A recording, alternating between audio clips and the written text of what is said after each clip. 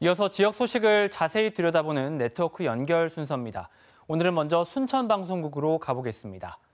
자, 황윤진 앵커, 여수 박람회장 사후 활용 문제는 지역의 오래된 현안인데 새로운 대안이 제시가 되고 있습니까? 여수 세계박람회는 여수가 대표 관광지로 발돋움하고 기반 시설을 확충하는 데도 기여했습니다. 하지만 박람회 특수가 사라진 뒤 뚜렷한 활용 방안을 찾지 못해 애물단지가 되고 있는데요. 여수광양항만공사가 새로운 활로를 모색하겠다며 연구 용역을 진행하고 있는데 우려의 목소리가 나오고 있습니다. 보도에 손준수 기자입니다. 살아있는 바다, 숨쉬는 연안을 주제로 열렸던 2012년 여수 세계박람회. 전 세계 100여 개 국가가 참여하고 800만 명의 관람객이 다녀가면서 여수를 알리는 데 크게 기여했습니다. 하지만 박람회 이후 뚜렷한 활용 방안을 찾지 못하면서 2023년 기준 적자만 30억 원에 달합니다. 여수광양항만공사는 새로운 콘텐츠 발굴 등을 이유로 20억 원을 들여 용역을 진행하고 있습니다. 핵심은 크게 세 가지입니다. 박람회장 일대를 해양관광과 레저 중심의 관광지로 만들고 전시복합 산업의 경쟁력을 높이는 한편 해양치유의 주거지를 만들겠다는 겁니다. 이를 위해 국제관과 엑스포터미널은 철거 또는 개보수하고 전체 면적의 27%는 민자유치로 조성하겠다는 계획입니다. 저희가 사실 육상부보다는 해상부에 치중해서 사실 여수의 부족한 해상부 부분에 퍼스널리티 레저로다가 갈 방향을 가지고 있으니까요. 조금 더 지켜봐 주시면.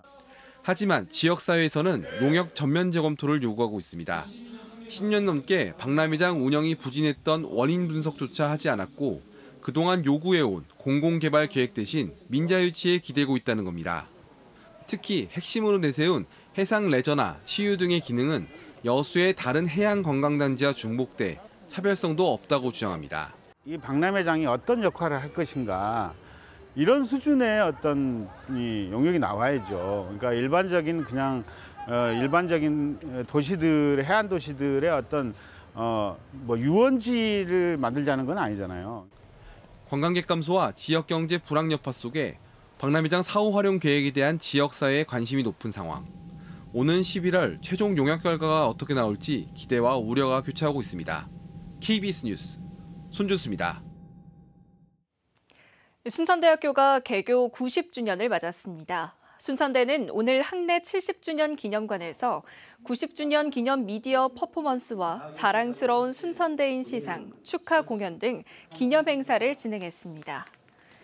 순천대는 2023년 광주전남 최초로 글로컬 대학에 선정됐고 지난해 국립대 육성사업평가에서도 유일하게 최고 등급을 받았다며 앞으로도 시대 흐름에 맞춰 혁신을 이어갈 예정이라고 밝혔습니다. 순천시가 그림책 도서관 프로그램인 내 인생 그림일기에 참여한 14명 할머니들의 편지글 모음집 글을 몰라 이제야 전하는 편지를 출간했습니다. 이번 책은 2019년 우리가 글을 몰랐지 인생을 몰랐나로 관심을 끌었던 이른바 순천 소녀시대의 두 번째 이야기입니다.